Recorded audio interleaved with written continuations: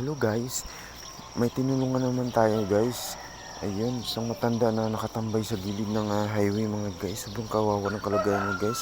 Nahirapan niya siya tumayo mga guys at nakasaklay pa mga guys. Diyan siya natutulog sa may gilid ng daan mga guys. Ayun oh, kinakain na yung ating binigay na konting tulong mga guys at pagkain.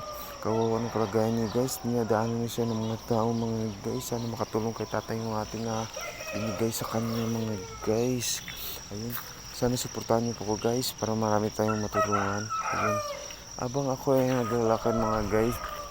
Galing ako sa may Palawan pawn shop mga guys. Napadala ako ng pera sa aking mga magulang guys. Ako kasi yung breadwinner sa aming pamilya mga guys. Ayun. Abang ako ay patungo sa aking patutunguhan mga guys. Ayun. May napansin akong matanda guys na nakahiga sa gilid ng highway guys. Ayun, tamang-tama binili akong pagkain mga guys. Kaya ito yung bibigay ko sa kawang matanda guys na nakahiga sa may gilid ng highway mga guys. Ayun. Tay, may hapon tay. Para si mo pagkaon tay ba? Asa magikan tay? Are, tubig. Kana lang kumatag tay ha. Okay. God bless.